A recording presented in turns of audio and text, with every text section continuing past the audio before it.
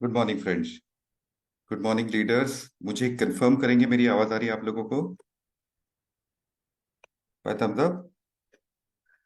Good morning everyone and welcome. मैं कमलेश चांदे आप सब लोगों का होस्ट आज के लिए आप सबका वेलकम करता हूं हमारे लिव 360 के 100 डेज का healthy living and healthy weight management programme के अंदर में।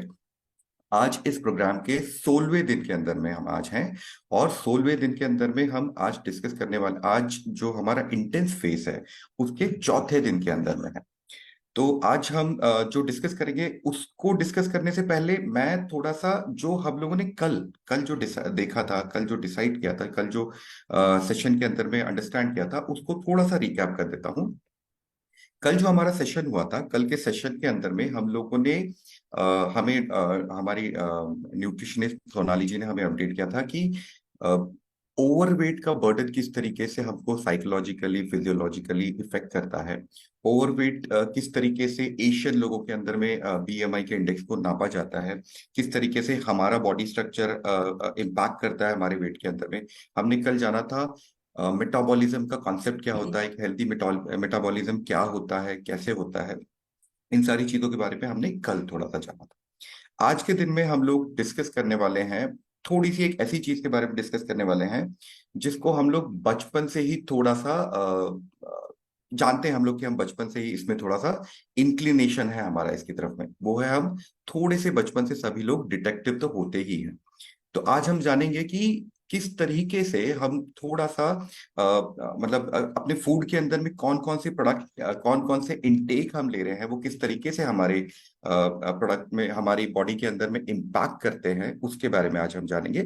तो उसी चीज को जानने के लिए मैं बुलाना चाहूंगा हमारे आज के स्पीकर डॉक्टर सोनाली शुक्ला को, जो कि हैं एसोसिएट मैनेजर न्यूट्रिशन के अंदर में हैं।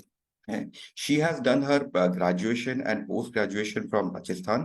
She is a gold medalist and she is having 8 years of experience in lifestyle disorders and clinical conditions.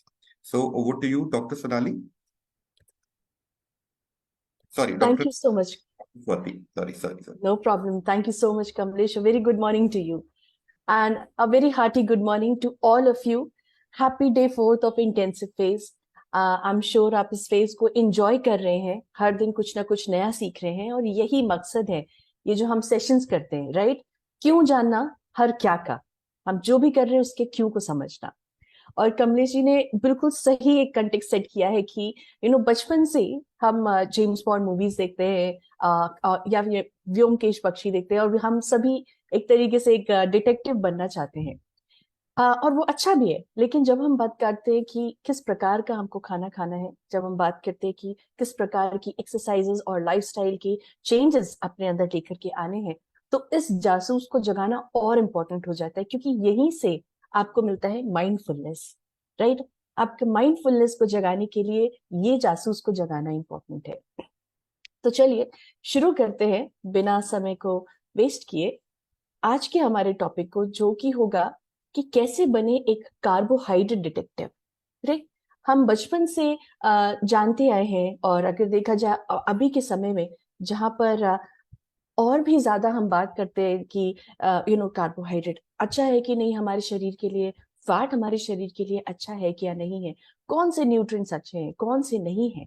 तो वहां पर हमको अपने इस जासूस दिमाग को जगाना बहुत जरूरी है, ये समझने के लिए कि किस प्रकार से आप किसी भी न्यूट्रिएंट को चुने, इररिस्पेक्टिव ऑफ कि उसका क्या इमेज है। बाहर बाहर आपको हर प्रकार का न्यूज, हर प्रकार का रिसर्च मिलेगा कि वो अच्छा है या बुरा है, लेकिन आपको कैसे समझना है, आप कैसे बन सकते हैं कार्बोहाइड्रेट डिटेक्टिव, ताकि आप खुद और अपने आसपास भी इस अवेयरनेस को जगाएं कि कार्बोहाइड्रेट हमारे शरीर के लिए कितना अच्छा है या नहीं है, और कब अच्छा है और कब नहीं है। राइट ना? कार्बोहाइड्रेट को एक बहुत ही एक आइडियल न्यूट्रिएंट नहीं माना जाता है। उसको उसके रिलेटेड, उससे रिलेटेड काफी सारी रिसर्चेज हैं जो अब बोलती है कि आप अगर कार्बोहाइड्रेट ज्यादा लेंगे तो उससे काफी सारे मेटाबॉलिक डिसऑर्डर्स हो सकते हैं, काफी मेटाबॉलिक डिस्टर्बेंसेस हो सकते हैं हमारे शरीर के अंदर, जैसे ब्लड ग्लूकोज लेवल बिगड़ सकता है, ब्लड प्रेशर में फ्लक्चुएशन आ सकता है, ब्लड कोलेस्ट्रॉल लेवल में फ्लक्चुएशन आ सकता है। ये काफी सारे ऐसे कंडीशन है जो एसोसिएट किए जाते हैं, राइट, कार्ब्स के साथ। लेकिन एक बहुत ही सिंपल फिनोमिना मैं आप लोगों के साथ एक शेयर करना चाहूंगी एज एन एक्सपीरियंस, जो अगेन कार्बोहाइड्रेट से जोड़ा जाता है। आप में से आप जरा सोचिए कि आप में से कितने लोगों को आप खुद से एक्सपीरियंस कीजिए कि खाना खाने के बाद, स्पेशली अगर आपका जैसे आप वीकेंड पे आपका एक हैवी ब्रंच है या फिर आपका लंच का टाइम है, राइट, जब आप हैवी मील करते हैं उसके बाद आपको नींद फील होती है, आपको नैप लेने का मन करता है, राइट, स्पेशली अगर आपका वो हाई कार्बोहाइड्रेट मील होता है, तो उसके बाद हम सबको लेथार्जी फील होती है, थोड़ी सी डलनेस लगती है और हमको लगता है कि हमको सोना है। ऐसा कितने लोगों के साथ होता है, राइट? आप खुद से एक्सपीरियंस कीजिए और आप खुद एनालाइज करेंगे, आप रियलाइज करेंगे कि हम में से काफी लोगों के साथ ये होता है, चाहे वो हमारे साथ हो या हमारे आसपास कोलीग्स हैं, फ्रेंड्स हैं, फैमिली है, लोग होता है ये चीज और ये बहुत कॉमन है। इनफैक्ट मेरे साथ भी होता है। वो ऐसा क्यों होता है? तो चलिए ये समझते हैं इस ग्राफ के थ्रू। आप ये ग्राफ देखें।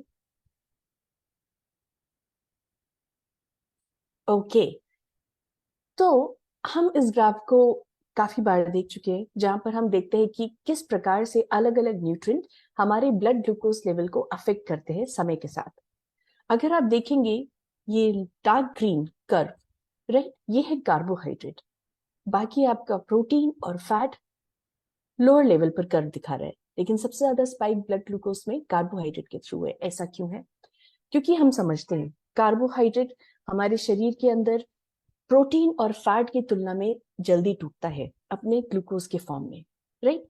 और प्रोटीन और फैट जो होता है उसका जो एक इकाई है, एक मौलिक इकाई है जिसको हम मोनोमर यूनिट बोलते हैं, वो ग्लूकोज नहीं है। प्रोटीन और फैट को अलग अलग मेटाबॉलिक रिएक्शंस के बाद ग्लूकोज में कन्वर्ट होना होता है। कार्बोहाइड्रेट जैसे ही आपके शरीर में जाएगा वो ग्लूकोज में कन्वर्ट होगा। नाउ ये डिपेंड करता है कि आप किस प्रकार का कार्बोहाइड्रेट का फूड सोर्स ले रहे हैं, वो सिंपल है या कॉम्प्लेक्स है। अगर आपका सिंपल कार्बोहाइड्रेट है, यानी वो आपके शरीर के अंदर जाके उतनी ही जल्दी घुलनशील हो जाएगा, उतनी ही जल्दी उसका पाचन हो जाएगा और वो आपके शरीर में ब्लड ग्लूकोज लेवल को बढ़ाने की क्षमता उतनी ही क्विक रखेगा, उतनी फास्ट रखेगा। जबकि अगर आपका कॉम्प्लेक्स कार्ब्स होगा तो वो शरीर में धीरे धीरे ब्लड ग्लूकोज लेवल को रिलीज करेगा या उसको बढ़ाएगा। इसी वजह से बोला जाता है कि आप कॉम्प्लेक्स कार्ब ज्यादा लीजिए, क्योंकि वो ये स्पाइक नहीं होने देता है। तो अब आप देखिए, मान लीजिए अगर कोई डाइट में आपने एक प्लेट आपने अच्छा सा खाया है खाना, जिसमें राइस है, उसके अंदर दाल है, उसके अंदर वेजिटेबल्स है, राइट। आपने जब उसको खाया उसमें राइस का कंटेंट ज्यादा था, क्या हुआ? आपने खाया, जैसे ही आपने खाया 0 आवर से ही आपका ब्लड ग्लूकोज लेवल बढ़ने लग गया और करीब 1.5 से 2 घंटे के आसपास उसका लेवल सबसे हाईएस्ट पॉइंट पे पहुंच गया ब्लड के अंदर। उसी के ही रिस्पॉन्स में एक हार्मोन, इंसुलिन हार्मोन जिसे हम बोलते हैं, वो रिलीज होता है। जैसे जैसे हमारे शरीर में ब्लड शुगर लेवल बढ़ता है, इंसुलिन भी उसी मात्रा में बढ़ता है। क्यों? क्योंकि उसका फंक्शन होता है इस बढ़े हुए ग्लूकोज के स्तर को कम करना, राइट। वो उसको कम करता है, उसको अलग अलग ऑर्गन्स में जैसे लिवर में स्टोर होके मसल्स में, मसल टिश्यूज में वहां तक पहुंचाता है। ये इंसुलिन का काम होता है। तो क्या हुआ, जब ये लेवल हाई था करीब 1.5 घंटे तक, तब यहाँ से बढ़ते बढ़ते जैसे ये बढ़ा, इंसुलिन बढ़ा, क्या हुआ, जब तक आपका इंसुलिन धीरे धीरे आपका ग्लूकोज लेवल बढ़ रहा है, आप फिर भी बेटर फील कर रहे हैं, आप तब तक आपका खाना चल रहा है और खाना खाते ही आप थोड़ा सा फुर्ती फील कर रहे हैं, आप एक्टिव और फिट फील कर रहे हैं। लेकिन जैसे जैसे ब्लड ग्लूकोज बढ़ रहा है, इंसुलिन बढ़ रहा है, अब क्या हो रहा है, इंसुलिन अपना काम करना शुरू कर रहा है। क्या कर रहा है इंसुलिन? इस ब्लड ग्लूकोज लेवल को कम कर रहा है। तो क्या हो गया, ये देखिए, जैसे ही ये कम होना शुरू हुआ यहाँ पर इंसुलिन लेवल के साथ साथ, तब आपके शरीर में एक्चुअली कार्बोहाइड्रेट आपका एक एनर्जी का स्रोत है, राइट, एक ऊर्जा का सोर्स है जो आपको एनर्जी देता है। जब आपके शरीर से एकदम से ब्लड ग्लूकोज लेवल कम होने लग रहा है, आपका ग्लूकोज का जो कंटेंट है ब्लड में वो अलग अलग सेल्स में जा रहा है, अभी धीरे धीरे उसका मेटाबॉलिज्म होगा, तो क्या होगा, आपका एनर्जी का सोर्स खत्म हो रहा है, राइट। तो इसी वजह से आपको एनर्जी फील नहीं होती है, you feel energy less, you feel fatigue, आपको लगता है ड्राउजीनेस सा, कि आपको छोटा सा पावर नैप तो लेना ही है। उसी के साथ साथ आप एक दूसरी चीज भी नोटिस कीजिए। हमारे शरीर की बात तो हो गई कि हम ब्लड ग्लूकोज लेवल कम हो रहे हैं इंसुलिन के साथ साथ, अब हो क्या रहा है, हमारा ब्रेन। ब्रेन में भी बहुत सारे तरह तरह के मेटाबॉलिक रिएक्शंस होते रहते हैं। हमको नींद आती है या एक्टिव कितना हम फील कर रहे हैं, वो सारे सिग्नल्स हमारे ब्रेन तक भी जाते हैं। ब्रेन एक ऐसा ऑर्गन है जो मैक्सिमम मैक्सिमम फंक्शन के लिए सबसे ज्यादा डिपेंडेंट होता है आपके ब्लड ग्लूकोज लेवल पर। जब आपके ब्लड ग्लूकोज हाई था, आपका ब्रेन भी अच्छे से फंक्शन कर रहा था।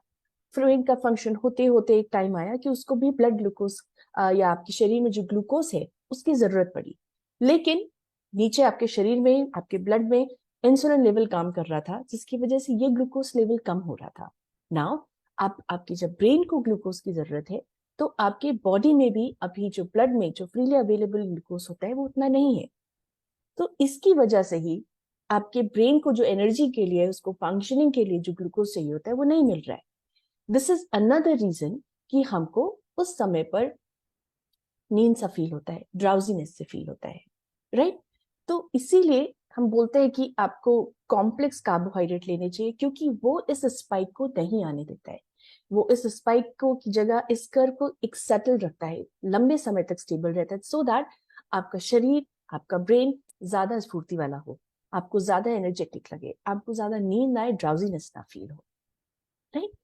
ओके, तो ये तो हो गई एक छोटे से कॉन्सेप्ट की बात जो हम अपने रोजमर्रा के जीवन में कहीं ना कहीं फेस करते ही हैं, या हमारे आसपास के लोग को आप खुद देखते होंगे इस चीज से स्ट्रगल करते हुए। तो हमने काफी जाना कार्ब्स के बारे में, हम बार बार बोल रहे हैं कार्ब्स को अवॉइड करना चाहिए, सिंपल कार्ब्स को, कॉम्प्लेक्स कार्ब्स को, इतना आपको समझ में आ रहा है। लेकिन एक क्वेश्चन जो बहुत ज्यादा कॉमन है, लोग समझते हैं जो भी इस जर्नी में होते हैं, कि क्या सारे कार्ब्स खराब हैं, सारे कार्ब्स हमें अवॉइड करने चाहिए, राइट? यहीं पे ही आपको आपका ये जासूस वाला दिमाग को जगाना है। आपको एक कार्बोहाइड्रेट डिटेक्टिव वाला एक दिमाग चलाना है, राइट? आपको ये समझना है कि क्या सारे कार्ब्स खराब हैं, या कुछ कार्ब्स हैं जो आपके लिए अच्छे हैं, या कुछ कार्ब्स हैं जो आपके लिए खराब हैं। क्या वो चीजें हैं जो आपको कंसीडर करनी है, ताकि आप अपने अंदर और अपने आसपास ये जागरूकता जगा सके कि सारे कार्ब्स खराब नहीं होते हैं, राइट? बस डिफरेंशिएट आना चाहिए, कौन सा मॉडरेशन में खाना है, कौन सा ज्यादा खाना है, और क्या चीजें, कौन से वो जो मापदंड है जिनको आपको ध्यान में रखना है। उससे पहले एक ये डायग्राम कार्बोहाइड्रेट्स का, जहां पर हम क्लासिफिकेशन जानते हैं, राइट? ये हम एक बार पहले भी कर चुके हैं, जहां पर हमने सिंपल और कॉम्प्लेक्स कार्ब्स के बारे में जाना था एक एग्जाम्पल के थ्रू, पर्ल नेकलेस, मोती की माला। उस स्ट्रक्चर के थ्रू हमने जाना था कार्बोहाइड्रेट में सिंपल और कॉम्प्लेक्स कार्बोहाइड्रेट के बारे में डिफरेंस। लेकिन अपने इस आगे सेशन को ले जाने से पहले इस बेस को, इस फाउंडेशन को एक बार फिर से स्ट्रॉन्ग कर लेते हैं, एक रिवीजन कर लेते हैं, राइट? छोटा सा। कार्बोहाइड्रेट्स आपके दो प्रकार के हो सकते हैं, एक सिंपल कार्बोहाइड्रेट, एक कॉम्प्लेक्स कार्बोहाइड्रेट। सिंपल कार्बोहाइड्रेट मतलब आपकी एक सिंपल सी एक चेन, जिसमें कोई शाखाएं, कोई ब्रांचेस नहीं है, वो कॉम्प्लिकेटेड या एक जटिल स्ट्रक्चर नहीं है, वो एक सिंपल सी मोती की माला की तरह है, राइट? उसके अंदर हमारे ज्यादातर जो प्लेन शुगर्स होते हैं वो आ जाते हैं, जो शरीर के अंदर जाने के बाद ज्यादा एनर्जी या ज्यादा समय नहीं लेते डाइजेशन में। इसका पहला एग्जाम्पल हो गया आपका मोनोसेक्राइड्स। मोनोसेक्राइड्स मतलब एक मोनोमर यूनिट, एक मौलिक इकाई, या आप बोल सकते हैं जैसे हमारी माला थी उसमें एक मोती। जब ये एक मोती के ही फॉर्म में प्रेजेंट है, तो क्या है, आपके वो शरीर के अंदर जैसे जा रहा है वो आपको इंस्टेंट एनर्जी देगा। हम काफी सारे एड्स देखते हैं, राइट, ग्लूकोज के, कि वो आपको जाके शरीर में फौरन एनर्जी देते हैं, क्योंकि वो सिंपलेस्ट फॉर्म के रूप में प्रेजेंट होते हैं, ताकि आप उनको जैसे ही ले, उनको डाइजेशन की जरूरत ही नहीं है, वो आपको इंस्टेंट एनर्जी दे रहा है। और दूसरा प्रकार होता है जो आपके शरीर में जाके अगेन ज्यादा एनर्जी नहीं लेता है, या ज्यादा समय डाइजेशन के लिए नहीं लेता, और वो हमारे कुछ कॉमन फूड्स में प्रेजेंट होता है, जैसे सुक्रोस। सुक्रोस मतलब जो हमारी टेबल शुगर होती है, शक्कर, चीनी जिसे हम बोलते हैं, वो ग्लूकोज और फ्रक्टोज में अगेन टूट जाता है, क्योंकि वो अगेन दो मोती हैं, उसके टूटने में ज्यादा समय नहीं लग रहा है। या लैक्टोस, लैक्टोस आपका मिल्क शुगर हो गया, जो दूध में प्रेजेंट होता है, वो भी दो मौलिक इकाई से मिलकर बना है, ग्लूकोज और गैलेक्टोस। या माल्टोस, जो कि हमारे जो माल्टेड जो अनाज होते हैं उसके अंदर प्रेजेंट होता है, और ये दो ग्लूकोज यूनिट से मिलकर बने होते हैं। तो सिंपल कार्बोहाइड्रेट्स नाम से बता रहा है कि ये डाइजेशन में या इसके स्ट्रक्चर में एकदम सिंपल होते हैं। अब बात करते हैं कॉम्प्लेक्स कार्बोहाइड्रेट की। कॉम्प्लेक्स कार्बोहाइड्रेट में भी अगर आप देखेंगे दो फॉर्म है, दो रूप है। एक आपका स्टार्चेस होता है यानी, और दूसरा होता है डाइटरी फाइबर। अगर आप नीचे देखेंगे तो यहाँ पर आपको तीनों जगह ग्लूकोज दिख रहा है। क्यों? क्योंकि मेजरली आपकी चाहे स्टार्चेस हो या डाइटरी फाइबर हो, इन सब की मौलिक इकाई ग्लूकोज ही है। लेकिन ये ग्लूकोज के स्ट्रक्चर किस प्रकार से एक दूसरे के साथ जुड़े हैं, राइट? ये एक जटिल स्ट्रक्चर बना रहे हैं, इसके अंदर शाखाएं भी हैं, अलग अलग ब्रांचेस भी निकल रहे हैं। क्या होगा? इसको तोड़ने में समय भी ज्यादा लगेगा और एनर्जी भी ज्यादा लगेगी। और इनफैक्ट ये हमारे शरीर के लिए और अच्छे हैं और ये ज्यादा समय तक हमारे शरीर में रहते हैं, क्योंकि इनको डाइजेस्ट करने के जो एंजाइम्स होते हैं वो हमारे शरीर में नहीं होते, स्पेशली डाइटरी फाइबर में। वहां पर वो एंजाइम्स ही नहीं होते। और स्टार्चेस में वहां पर एंजाइम्स ज्यादा समय लगता है उसको इन स्ट्रक्चर को तोड़ने में। तो वही जो आपने कर्व देखा था जहां ब्लड शुगर लेवल में एक स्पाइक हुआ था, वो इन कॉम्प्लेक्स कार्बोहाइड्रेट के थ्रू नहीं होता है, उसके इस जटिल स्ट्रक्चर की वजह से। नाउ आपका स्टार्चेस एक प्रकार का कॉम्प्लेक्स कार्बोहाइड्रेट है जो आपको अलग अलग प्रकार के फूड सोर्सेज में मिल जाएगा, जैसे होल ग्रेन्स, राइट? जो आपके अनाज होते हैं अलग अलग, आपका ब्राउन राइस हो गया, आपके अलग अलग प्रकार के मिलेट्स हो गए, ज्वार, रागी। अगर हम बात करें पटेटोज की भी, तो अगर पटेटोज को आप सिंपल बॉईल कर लेंगे तो वो हो सकता है कि वो आपको सिंपल कार्ब्स हो। लेकिन एक साइंस बताती है कि अगर आप पटेटो को बॉईल करके उसको ठंडा होने दें और उसके बाद खाएं, तो वहां पर वो एक जटिल स्टार्च में कन्वर्ट हो जाता है, जिसे रेजिस्टेंट स्टार्च बोलते हैं। तो वो भी एक अच्छा एग्जाम्पल है। देन बात आती है हमारी डाइटरी फाइबर की। डाइटरी फाइबर आपका एक इम्पॉर्टेंट साथी है जो गट रीसेट फेज से शुरू हुआ था और अभी भी है और आगे भी रहेगा, क्योंकि वो आपकी फाउंडेशन को अफेक्ट करता है। और आप देख सकते हैं कि किस प्रकार से उसके जटिल स्ट्रक्चर की वजह से और उसके एंजाइम्स ना होने की वजह से वो हमारे शरीर में कितने बेनिफिट्स दे सकता है। ना हमारे डाइटरी फाइबर भी दो प्रकार के होते हैं, एक सॉल्युबल और एक इनसॉल्युबल फाइबर। जो सॉल्युबल फाइबर होता है वो मतलब घुलनशील है। क्या करता है? वो आपके शरीर में जाकर के एक जेल लाइक स्ट्रक्चर बना लेता है, क्योंकि वो घुलनशील है। पानी के साथ घुल करके जेल लाइक स्ट्रक्चर बना सकता है। इससे क्या होता है? वो आपकी जो भी डाइजेशन के समय आप ब्लड ग्लूकोज, जो ग्लूकोज को आप डाइजेस्ट कर रहे हैं, या फैट को जो आप डाइजेस्ट कर रहे हैं, उसको वो पकड़ के रखता है और धीरे धीरे रिलीज करता है। इसी वजह से आपके ब्लड शुगर लेवल में स्पाइक नहीं होगा। दूसरा इनसॉल्युबल फाइबर, वो भी आपकी गट हेल्थ के लिए बहुत अच्छा है। वो आपकी बाउल मूवमेंट को रेगुलेट करता है, आपके प्रीबायोटिक्स की तरह एक्ट करता है, आपके प्रोबायोटिक आपके गट बैक्टीरिया के लिए। और ये अलग अलग सोर्सेज में अगेन प्रेजेंट है। Number of fruits, vegetables, whole grains में जो साबुत अनाज होता है, दालों में, इन सब में प्रेजेंट होता है। तो ये तो आपको एक समझ आ गया कि ये कार्बोहाइड्रेट का एक क्लासिफिकेशन है, सिंपल और कॉम्प्लेक्स कार्ब्स में। नाउ हमने ये भी जाना कि किस प्रकार से आपकी एक हेल्दी प्लेट के अंदर एक आपका 50% फ्रूट्स एंड वेजिटेबल होना चाहिए, आपका 25% आपके होल ग्रेन्स होने चाहिए, राइट? लेकिन सिर्फ क्वांटिटी ही नहीं, कार्बोहाइड्रेट की क्वालिटी भी बहुत मैटर करती है। हमने जान लिया कि किस प्रकार से कॉम्प्लेक्स कार्बोहाइड्रेट आपके प्लेट में होने चाहिए, क्वांटिटी, लेकिन साथ साथ में क्वालिटी। ये दोनों ही चीजें आपको ध्यान में रखनी चाहिए जब आप कभी भी एक कार्बोहाइड्रेट को लेके एक माइंडफुल थिंकिंग रखें कि कौन सा कार्बोहाइड्रेट आपके लिए अच्छा है या नहीं। तो सबसे पहले क्वांटिटी की बात करते हैं। हेल्दी प्लेट के अलावा, राइट, चाहे वो हेल्दी प्लेट का कॉन्सेप्ट हो या आपका कार्बोहाइड्रेट आपकी टोटल कैलोरी का कितना प्रतिशत होना चाहिए, इसके लिए अलग अलग ऑर्गेनाइजेशंस हैं, राइट? जैसे हमारा National Institute of Nutrition, American Dietetic Association, ये सब बोलते हैं कि कार्बोहाइड्रेट को अवॉइड नहीं करना चाहिए, क्योंकि कार्बोहाइड्रेट आपके शरीर में ऊर्जा का मेजर एक प्रिंसिपल स्रोत है, प्राइमरी सोर्स ऑफ एनर्जी आपकी बॉडी के लिए। तो उसको मीट करने के लिए पूरा दिन आप ऊर्जावान फील करें, पूरा दिन आपके शरीर अच्छे एक मशीनरी की तरह स्मूथली काम करे, उसके लिए कार्बोहाइड्रेट का होना जरूरी है। लेकिन कितना क्वांटिटी होना चाहिए, उसके लिए भी अलग अलग रिकमेंडेशन है। पहली रिकमेंडेशन जिसके बारे में हम बात कर चुके हैं, हेल्दी प्लेट। और दूसरा रिकमेंडेशन बताता है कि आपका टोटल जो भी मैक्रोन्यूट्रिएंट का जो डिस्ट्रीब्यूशन रेंज है, वो कहीं ना कहीं 45 से 65% आपकी टोटल जो एनर्जी मिल रही है पूरे प्लेट में, वो आपकी कार्बोहाइड्रेट से आनी चाहिए। ना ये 45 से 65% एक रेंज दिया हुआ है। तो कहीं पर भी आपके बॉडी का फिजिकल एक्टिविटी लेवल, आपके शरीर का बॉडी कॉम्पोजिशन कैसा है, उसके ऊपर आपका हेल्थ गोल कैसा है। जो वेट गेन करना चाहते हैं उनमें कार्बोहाइड्रेट से आने वाली एनर्जी 45% से डेफिनेटली ज्यादा होगी। जो वेट लॉस करना चाहते हैं या उनके कुछ मेटाबॉलिक टारगेट्स हैं जिनको वो इम्प्रूव करना चाहते हैं, वहां पर वो कार्बोहाइड्रेट के रेंज को या उसके परसेंटेज को कम रखेंगे।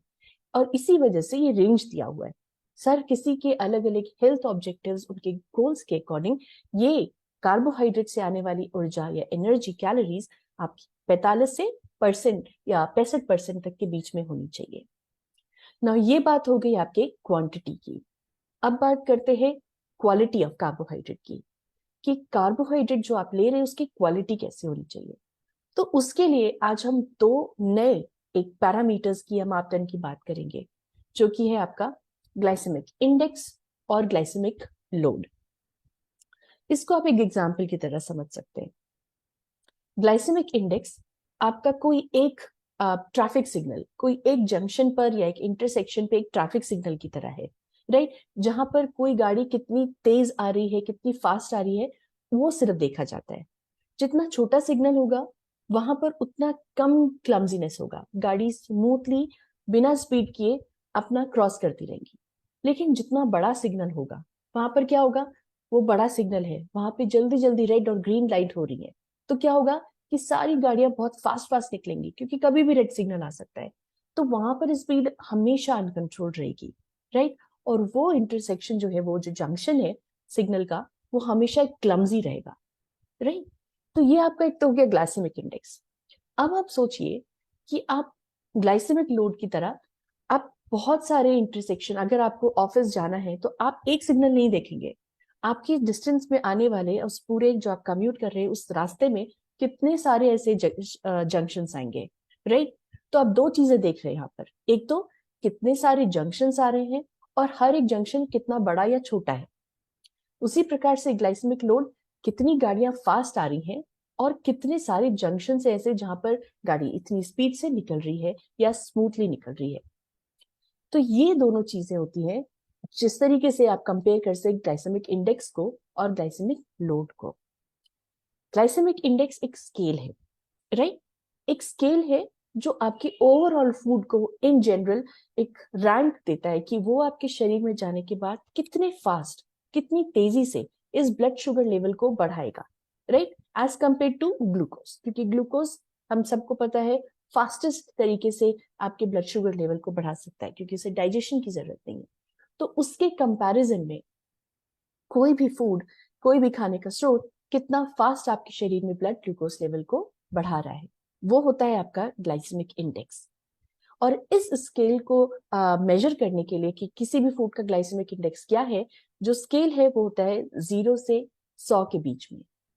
तो लो ग्लाइसेमिक इंडेक्स फूड मतलब वो आपके शरीर में धीरे धीरे ब्लड ग्लूकोज लेवल को बढ़ा रहे हैं, तो उनका जो वैल्यू होता है इस लो ग्लाइसेमिक इंडेक्स का, वो कहीं ना कहीं 0 से 55 के बीच में ही होना चाहिए। मीडियम जीआई जो मध्यम लेवल पर आपके ब्लड शुगर लेवल को बढ़ाता है, वो होता है 55 से ऊपर, यानी 56 टू 69। और हाई जीआई फूड्स जो होते हैं वो होते हैं 70 या उससे हायर, राइट। और इनको हमें अवॉइड करना होता है क्योंकि इनके अंदर टेंडेंसी होती है, इनका ये नेचर है कि ये ब्लड शुगर लेवल को बहुत स्पीड में बढ़ा सकते हैं। अब बात करते हैं ग्लाइसेमिक लोड की। हम एक उदाहरण की तरह भी एक देखेंगे आगे, एक उदाहरण के साथ कि क्या डिफरेंस है ग्लाइसेमिक लोड में। लेकिन यहाँ पर ये मैटर करता है ग्लाइसेमिक लोड कि मान लीजिए अगर कोई फूड है, ठीक है, जिसका ब्लड ग्लाइसेमिक इंडेक्स बहुत ज्यादा है, 70 से ऊपर है मान लीजिए, लेकिन वो इन जनरल है। अगर आप बात कर रहे हैं एक वाटरमेलन की, तो उसका एक जनरल है कि उसका ग्लाइसेमिक इंडेक्स बहुत ज्यादा है, लेकिन हम पूरा का पूरा फल नहीं खा सकते। हमारा एक कोई सर्विंग साइज होता है वो हम खाते हैं, राइट ना। वो सर्विंग साइज, वो जो हम एक पोर्शन ले रहे हैं फूड का, वो हमारे शरीर के अंदर कितना ब्लड ग्लूकोज बढ़ा सकता है। क्या वो भी ग्लाइसेमिक इंडेक्स की तरह आपका 74 का रेंज में बढ़ाएगा, या जिसका आपका पोर्शन साइज है उतना ही बढ़ाएगा। 100 ग्राम में और 50 ग्राम में डिफरेंस हो सकता है, राइट। 100 ग्राम का फूड आप है लेकिन आप उसका 50 ग्राम ही खा रहे हैं, वहां पर कार्बोहाइड्रेट कंटेंट भी मैटर करता है।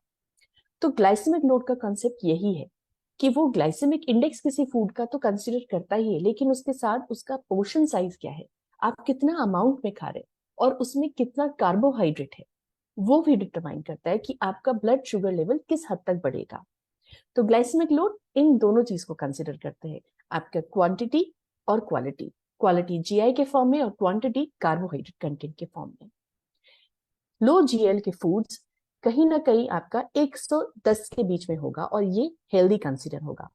मीडियम ग्लाइसेमिक लोड 11 से 19 के बीच में, जो कि एक मीडियम रेंज है। और हाई जीएल फूड यानी वो एक पोर्शन साइज के बावजूद भी आपके ब्लड शुगर लेवल को बहुत ही स्पीड के साथ या फास्टली बढ़ा सकते हैं, वो 20 या उससे ज्यादा उस रेंज में फॉल करेंगे। अब एक एग्जाम्पल से, जैसे हमने देखा, उससे कंपेयर करते हैं।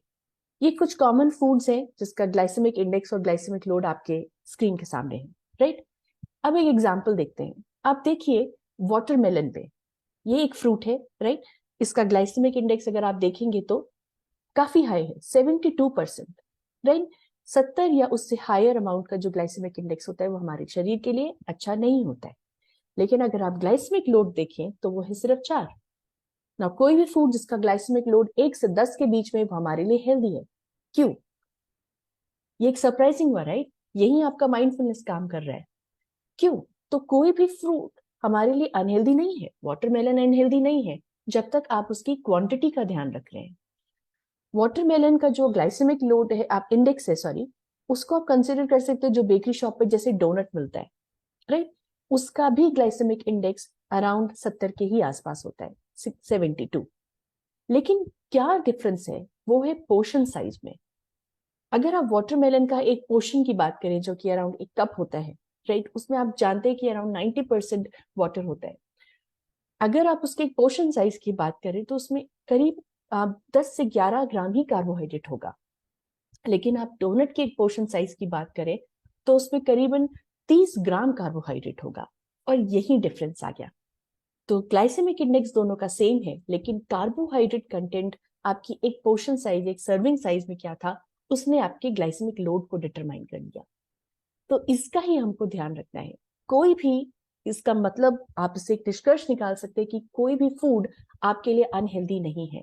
आपको माइंडफुल रहना है उसके पोर्शन साइज के, उसके क्वांटिटी को लेकर। तो अगर आपको उसके क्वालिटी का अनुमान है और आप उसकी क्वांटिटी का ध्यान दे रहे हैं, तो आप हर एक फूड को अपने शरीर को उसका सप्लाई कर सकते हैं। उस फूड में जो और भी इसेंशियल न्यूट्रिएंट्स हैं, आप उसका भी बेनिफिट एक्सट्रैक्ट कर सकते हैं, राइट। इसके अलावा ये कुछ कॉमन फूड स्वैप्स हैं जिनको आप फॉलो कर सकते हैं अपने रोजमर्रा के जीवन में। आप जो भी कुछ कॉमन फूड ऑप्शंस लेते हैं, उसकी जगह आप क्या ले सकते हैं, राइट। जैसे फ्रूट जूस बहुत कॉमन है, हम घर पे बना के भी लेते हैं, हम बाहर भी लेते हैं, and it is very good, वो अच्छा है। लेकिन जो उसमें एक कॉमन फ्रूट शुगर प्रेजेंट होती है अच्छे अमाउंट में, राइट, फ्रक्टोज के फॉर्म में, आप उसको थोड़ा सा मिनिमाइज कर सकते हैं, लिमिट कर सकते हैं। कैसे? उसको स्वैप करके by vegetable juice. White bread की जगह आप ले सकते हैं होल व्हीट ब्रेड, या उसके अलावा अगर कोई भी होल ग्रेन्स की या नट्स एंड सीड्स की जो ब्रेड आती है उससे स्वैप कर सकते हैं। वड़ा पाव फ्राइड है, हाई इन कार्बोहाइड्रेट, क्योंकि आपका बन भी इसमें कार्ब्स हाई है, देन उसके अंदर पोटैटोज की फिलिंग है वो भी बहुत हाई है। उसकी जगह आप इडली सांभर ले सकते हैं। बैलेंस्ड एक होता है कॉम्बिनेशन, स्टीम्ड फॉर्म में प्रेजेंट है। व्हाइट राइस की जगह आप ब्राउन राइस ले सकते हैं। आइसक्रीम जिसके अंदर हिडन फैट होता है, हिडन शुगर होता है, उसकी जगह आप फ्रोजन योगर्ट ले सकते हैं। आप घर पे भी उसको बना सकते हैं योगर्ट को, और उसको आप ले सकते हैं फ्रूट्स के साथ। सॉफ्ट ड्रिंक की जगह आप लाइम वाटर ले सकते हैं। Again fruit juice, it will be good कि अगर आप उसकी जगह वेजिटेबल जूस लें, और उससे भी बेहतर है अगर आप होल फ्रूट लेते हैं, क्योंकि यहाँ पर आपको इसेंशियल वाइटामिन और मिनरल्स काफी, जो अगर जूस का स्ट्रेनिंग के समय निकल जाते हैं, फाइबर निकल जाता है अगर आप उसका जूस बनाते हैं, वो सारे बेनिफिट्स आपको मिल पाएंगे अगर आप एज अ होल फ्रूट ले रहे हैं। फ्राइड चिकन या फ्राइड फिश की जगह अगर आप ग्रिल्ड फॉर्म में लें या बॉइल्ड या रोस्टेड फॉर्म में लें, और ये हर एक जगह पे लागू है। आप इस चिकन या फिश की जगह कोई भी वेजिटेरियन ऑप्शन भी ले रहे हैं तो फ्राइड की जगह आप ग्रिल्ड, बॉइल्ड या रोस्टेड फॉर्म ले सकते हैं। ये कुछ हेल्दी स्वैप्स है जिनको आप अपने, जो भी आप ले रहे हैं उनका आप ये कोई हेल्दियर ऑल्टरनेटिव ढूंढ रहे हैं। और बात करते हैं बीफ एक्ट राइस की। तो ये एक ऐसा प्रकार का एक राइस है, हमने एक एक अपने इमेज बना के रखी होती है कि व्हाइट राइस हमारे शरीर के लिए अच्छा नहीं है, और हमने देखा भी कि उसका ग्लाइसेमिक इंडेक्स कहीं ना कहीं वो 70 या 72 के आसपास है, राइट। लेकिन एमवे आपको एक ऑफरिंग दे रहा है एक ऐसे राइस की जो व्हाइट राइस ही है, लेकिन उसका आपका जो जीआई है, ग्लाइसेमिक इंडेक्स है, वो 52 है, और ये क्लिनिकली प्रूवन है, राइट। तो आपको कई लोग होते हैं जहां पर हमें ब्राउन राइस का टेस्ट शायद अच्छा ना लगे, राइट, या हमें व्हाइट राइस की ही क्रेविंग हो, राइट, या अगर हम इस जर्नी में हमको लग रहा है कि हमारी पूरी फैमिली व्हाइट राइस खा रही है लेकिन मैं नहीं खा पा रहा हूँ, तो उनके लिए ये एक बेस्ट ऑप्शन है। आप व्हाइट राइस जैसा टेस्ट लेकर के भी उसके बावजूद भी ये अश्योर कर सकते हैं कि आपका ग्लाइसेमिक इंडेक्स उस व्हाइट राइस का क्लिनिकली प्रूवन है कि वो लो जीआई रेंज में आता है। ये आप अपनी डाइट में इंक्लूड कर सकते हैं। बस आपको ध्यान इस चीज का रखना है कि मॉडरेशन, आपकी हेल्दी प्लेट का पार्ट बनाइए इस लो जीआई राइस को। तो क्या इंपॉर्टेंट है कि आपने इस सेशन के थ्रू ये जाना कि सारे कार्ब्स विलेन नहीं होते हैं, राइट। ये एक एक प्रकार की एक मिसकंसेप्शन है, एक ऐसा एक आइडियोलॉजी फॉर्म करके रखा है कि कार्बोहाइड्रेट हमको अपनी डाइट से निकाल देना चाहिए अगर हम इस जर्नी में हैं। अगर हमें वेट लॉस करना है, वेट गेन करना है, या वेट मेंटेन करना है, मेटाबॉलिक कंडीशंस है, कुछ भी हो, आपको एक हेल्दी लिविंग के लिए, अगर आप एक ऑप्टिमल हेल्थ चाहते हैं, एक हेल्दी लाइफ चाहते हैं, उसके लिए आपको कार्ब्स को नहीं हटाना है अपने जीवन से। वो विलन नहीं है, वो हमारे शरीर में एक प्राइमरी सोर्स ऑफ एनर्जी है। बस आपको ध्यान देना है कौन सा कार्बोहाइड्रेट हमारे शरीर के लिए अच्छा है, राइट। कौन सा कार्बोहाइड्रेट कितना क्वांटिटी और क्वालिटी के ऊपर निर्भर करते हुए आपकी प्लेट में होना चाहिए। तो इसके लिए आप अपने इस इनर डिटेक्टिव को जगाइए, इन कंसेप्ट्स को समझिए और अपने रोजमर्रा के जीवन में उसको अप्लाई करने की कोशिश कीजिए। तो इसी के साथ मैं आपको देती हूँ आज की एक activity of the day.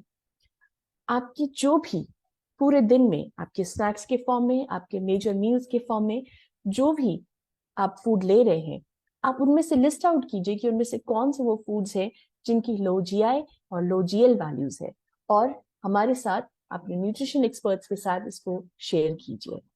I hope आपको ये सेशन आज का अच्छा लगा हो, कुछ नया सीखने को मिला हो, और आप उसको अपने अपने लाइफस्टाइल में इंक्लूड करने की तरफ आगे बढ़े। With that I conclude my session, और आप सबको wish you a very good day ahead. Thank you. Thank you so much doctor Swati, thank you so much. तो आज जो डॉक्टर स्वाति ने हमको जो चीजें बताई जो मेरे लिए टेक है, मतलब मैम ने जैसे बताया कि भाई हम लोग